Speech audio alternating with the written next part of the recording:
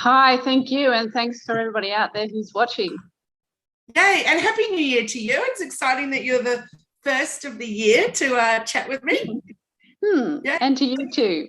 Have you had a good start to the year? Have you been hit the I ground running? have. Yes, I have. I was very busy at the end of the year because traditionally this time of year is quite quiet for what I do. So I got very organised and lined everything up. So I'm nice and busy, which is really good. Good on you. That's super impressive. I love it. Love it very much.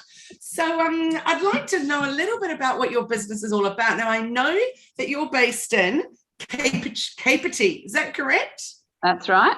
Between Lithgow, or do you say Lithgow or Lithgow? Lithgow.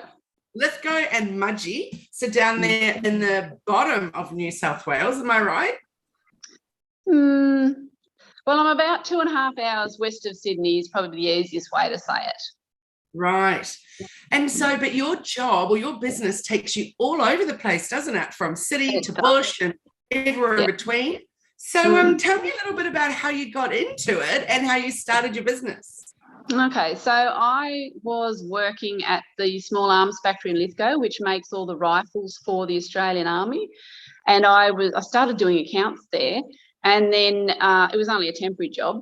And then I ended up helping out the safety manager, and I was the safety coordinator for 3 years. And then the government decided to cut the funding. So because I was a contractor, myself and a number of other people lost their jobs. Lithgow has basically 2 places where you can get a job like that. And one was where I was put off, and the other one was the Ferrero factory where they make the Ferrero Rocher. So it was impossible to get a job in what I was doing. So ironically, I was talking to my sister who's been in business for many years, and she said, well, why don't you start a business and do that for yourself? And I thought, yeah, why not? So I just jumped in, had no intentions of I was just going to go get another admin job or something like that. But it worked out, and it's been really good. Very, very interesting work. So how long have you been in business for yourself? 8 years now. So a couple of years ago, when the big C word hit the world and Australia, and you said that you travel a lot. So what did that mean for your business, that you were no longer able to travel so freely? So a large proportion of what I do is someone will ring up and I'll go and I'll talk to them and I'll see what they need. Then I'll do a site inspection. So I have to be on site for that. I also do lots of training. So I do training that's customised for the needs of a client. So during the site inspection, I talk to their people, and I also talk to management and find out where the gaps are in the knowledge and experience. And I actually design the safety training that matches that. So I just couldn't do that. But then the other half of my business is I provide safety management systems. And I do various reports. I can write safe work procedures, things like that. So even though I was fully locked down like everybody else, I still had lots of work that I could sit on my computer and do, because that's part of what I do as well. Fantastic. And can you give me an example of a typical type of client that you'd have? Okay, so I do have a wide range of clients. So I've got transport, disability, construction, manufacturing. So at the moment, I've had quite a few manufacturers.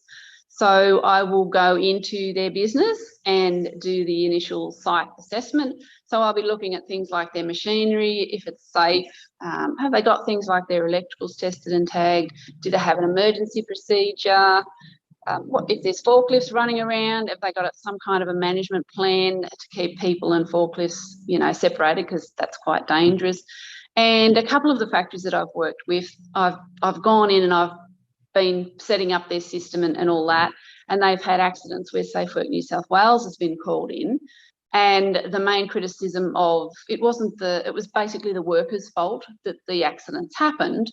However, Safe Work New South Wales were very critical of the fact that because both of them had non-English speaking background personnel, they didn't actually have correct procedures in place, that those people who can't speak English very well or read it very well could actually be trained in the safe ways of doing their jobs.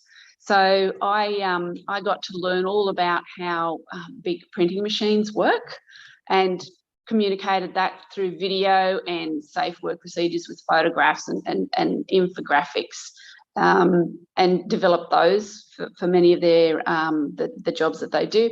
And the other really interesting one was a salami factory. So a guy hurt himself, and I know so much about making salami, and it was the most amazing place because the smell was just so good. So, and I've helped quite a few businesses for various other reasons actually not be fined by Safe Work New South Wales. Wow. So do you find a lot of the times, or some of the time, that people only come to you when they've got a problem, or do they come to you first? Oftentimes that is the case, and sometimes it's a bit late. I do lots of networking, and I've got a good reputation. I've got people who refer me all the time, and so people just are interested in, maybe upgrading their system or getting a new one, or just having someone come in and have a look. So I get a referral. So I do that. When I first started my business, I did a lot of cold calling, and it was quite interesting at times because I'd ring people and they'd say, "It's okay, we've got insurance, no problem." And my response was, "Well, if one of your workers, cuts their arm off, you can't sew it back on probably, and then that person's life is affected forever. They won't be able to go out and play golf like they used to," all those kinds of things.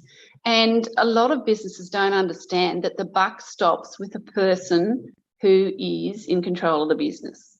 So that could be the managing director. It could be a family-run business. It might be ma and pa kettle, and they're in strife. So it's really important that people understand that fact. And not only is it important that they have everything in place in case something goes wrong, but it's a moral obligation, I think, because who wants to have to turn up to a coroner's court when someone's been, killed at their workplace? Yeah. Or you can potentially lose your business, your home. There's so many repercussions to serious things happening at work due to bad safety. So you're one of those companies that's actually 100% needed, yet often not thought about. And so how then do people find out about you? I've got a website, and as I said, I do lots of networking and I do cold calls. I've got a very interesting job coming up soon. I'm going out to Burke, which is on the border of whoop whoop, near South, sort of towards the South Australian border, but still in New South Wales. And I've got a guy out there, and that was just through a friend of a friend. And this guy actually explosives, he disposes of explosives. So I'm going out there to help him with all that. So that's going to be very interesting. I know a little bit about it, but he needs someone who can do all kinds of things. And he liked my background because he's working a little bit with defence, and because I'd worked at a small arms factory. So that's going to be a really good job, and lots of travelling involved, which I don't mind. I really don't mind travelling at all. And do you travel, is it mostly within New South Wales, or do you just jump on a plane and go anywhere that you need it? Yeah, I'm also an auditor. So I audit for PricewaterhouseCoopers. I do safety and quality auditing, and I've been to Tasmania doing that. I've been all over New South Wales. I have a client in Victoria, a big transport company, and every 2 years they get me down there to do health and safety rep training. And I'm going to Tumbarumba soon to do some 5 days of training for the timber mill there. I've trained in Canberra, basically go all over the country. So I've been, actually, one of the better ones was Norfolk Island to do health and safety rep training. So that was a 10-day jaunt, and it was pretty cool. Wow, that would be cool. I've never been there, but I always wanted to. That's a pretty magical spot.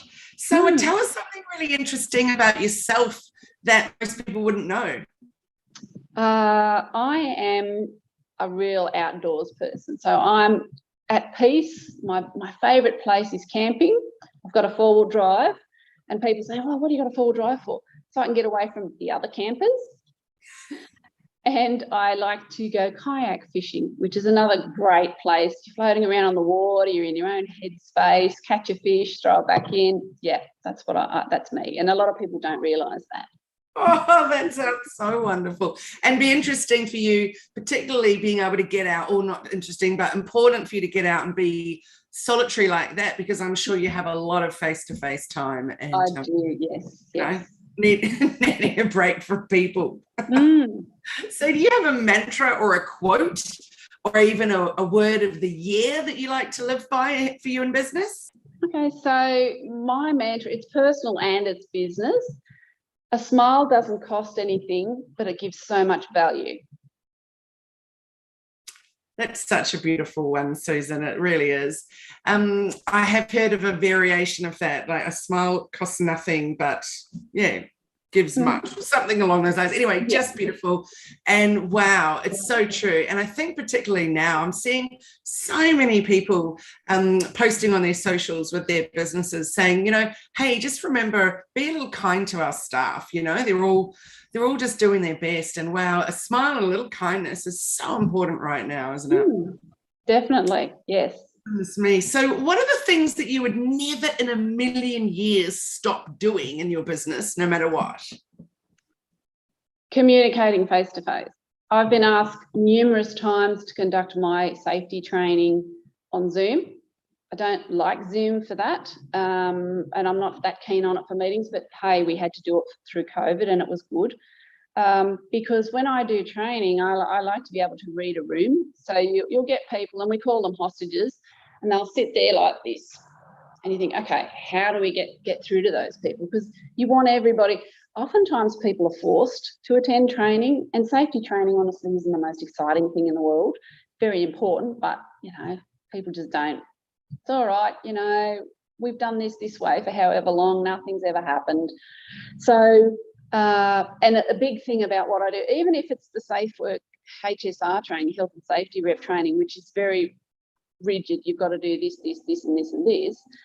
I get to know a workplace. I prefer to go and see them before I do the training, and I will talk to their people and I will walk around and I'll gauge what the issues happen to be and try and actually get the people on board and get them thinking about how they can solve things. And it's really amazing how many people can go, oh, we never thought of that. And they'll go off and they'll actually solve some issues that they've got because they've got this real understanding of what's going on. And in training, there's trainers and there's trainers, and some people just stand up and talk at people. I like to get down with them. And if I see they're bored, because I've already been in and I've seen what's going on in the place, I say, okay, let's go for a wander. We're going to go and have a look at this. So off we all go, and then we'll come back and we'll discuss it. And it brings them back to being interested in what you're training, and they get more out of it. Makes total sense why you need to do that face-to-face for sure. So it's reading the room, but it's also be able to take them off and step away from that sitting thing. So that's amazing. It's so great that you can do that, and very, very clever, Susan, that you're able to read that room and have that ability to go off and do that. And when you mentioned that you like to do a lot of networking, now I know that obviously you're part of Positive Passionate Businesswomen networking group, but what kind of other networking are you doing? Because I understand that your business is predominantly where you're dealing with males 90% of the time. Is that correct?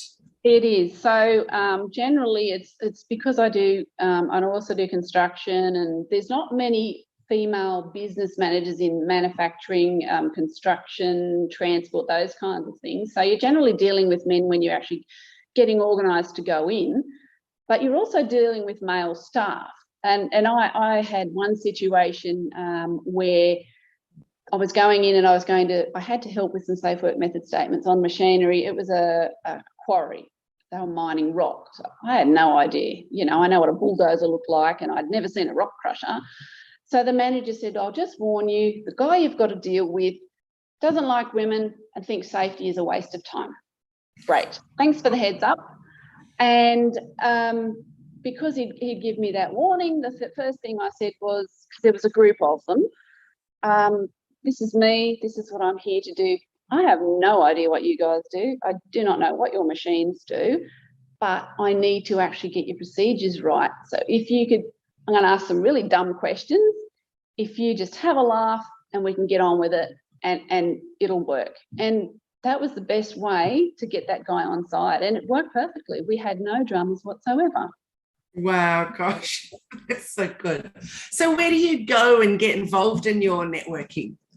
So I'm a member of quite a few business chambers, and right. some businesses in Sydney have, like there's a company called Condon Group in Parramatta, and they have what's called Ladies Connect. So it's predominantly professional business women. So it might be accountants, lawyers, there's property developer type people, all those kinds. And it's just the ladies, so we can get together and have a knitter natter. But generally the business chamber is where I do my networking. I'm a member of quite a few. Well, I'm a really big believer in that too, and I've been involved in my local business chamber for maybe 13 years. And I go on and off being involved in the committee, but whether I'm in the committee or not, I'm always, a member and turn up at every meeting, etc. So what would you say is the biggest benefit to being a member of your local chamber? You're in a room full of people who are in business, and every single business is different, and everybody's got different issues, but basically everyone has the same concerns. They're trying to keep everything on the even keel. They've got employees, they may not have employees. Like the COVID situation has really affected so many businesses, and it's really nice. And the key to networking anywhere is, if it's, say, a business chamber, always go. As you said, you always go, and you get to know people, and then they'll open up to you. And the other side of business networking is, I don't necessarily go just to get business. So I'm not, attacking everybody. Here's my business card. This is what I do, because I like to have a referral network, because people ask me for the most amazing things. And I say, I don't know how to do that. That's not my field, but I know someone who can help you. So it's a big circle. Everybody gets to know everybody, and we can cross-refer, and it's really good. I totally agree with you. So my belief always, and with any networking, is it's not about what that person can do for you or what you can do for that person. It's about who you might be able to refer that you've met along the way. And I think that's just an amazing, amazing thing. I have come across a few networking groups where you literally have to be doing a certain number of referrals a month and stuff. And I'm like, oof, no, that doesn't work for me. But the other thing I really like is collaborations, and the people that you meet along the way through networking opportunities, who you might be able to do some amazing collaborations with. Exactly. And look, I'm so glad you brought up about the chamber, because the New South Wales, I don't know anything about the Queensland Business Chamber or WA or anywhere else, but certainly the New South Wales Business Chamber. But what I know is that by being a member of your local chamber, then you have access to all the things that New South Wales Business Chamber offers as well. So even legal help and advice and all kinds of things. And for a tiny amount of money, I think our local chamber membership's like $105 a year, which is so cheap for all the benefits that you get out of it. So that's exactly right. Yeah. Well and truly being involved, worth being involved, I really think. So what would you tell other women that are starting out in business, particularly that are starting out in predominantly male industry areas? Okay, so you've got to be very determined in what you want to do. So I didn't actually plan to start my business. It just sort of happened because I lost my job and stuff like that. So I didn't actually have any, missions, values, all that kind of stuff, how much money I wanted to earn each month, all that kind of thing. So I do advise, if you're going to do it, and if you are starting and you've got a full-time job or even a part-time job, just stick with that for a little while until you get your feet underneath you, because it can be very stressful, worrying about money. Another thing is, don't give up. You'll have challenges. Things will come your way. You'll feel like you're alone, but don't stop. The first 5 years of my business was really, really tight, but then, 5 years was the magical point where everything just started to click, and it went from there. And definitely don't be alone. Do your networking, find people who are also in business.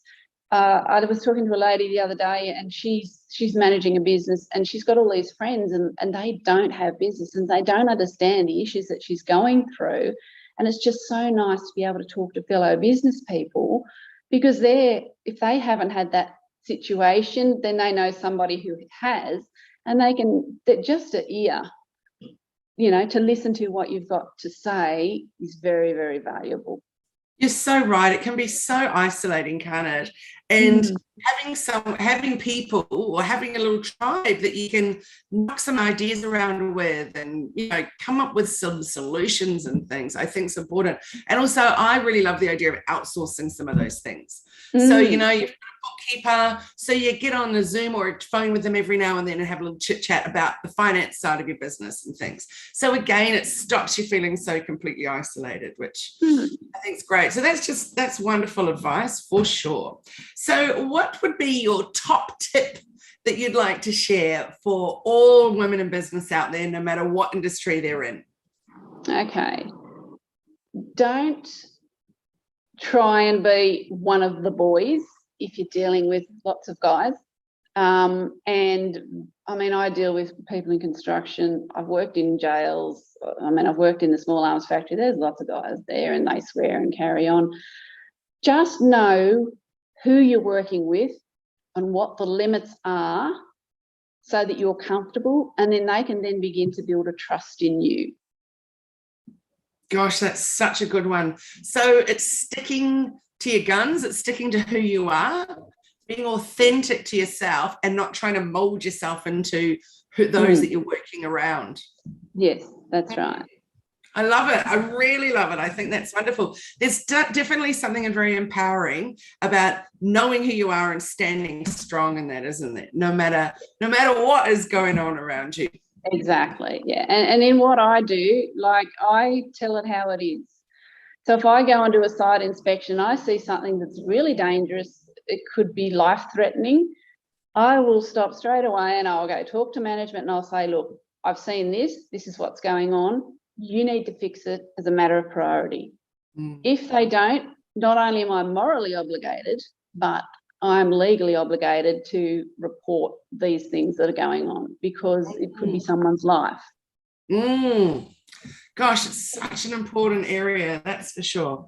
So tell us something that you've got coming up this year. We're at the beginning of 2022. So what's happening for you that's a change for you this year, or something new and exciting? So I work for myself at home. I don't have any employees. So I'm actually organising a VA to do my social media. And I've got a very exciting brand new online safety training system, which is in the next couple of weeks that'll be launching. So what it is, it's been a long process, about 12 months, getting it all done. And it's aimed at people at the basic level. So it might be someone who's a factory worker. It could be a truck driver, or it could be someone who's in disability and they're completely new to it. They've got no idea about workplace safety.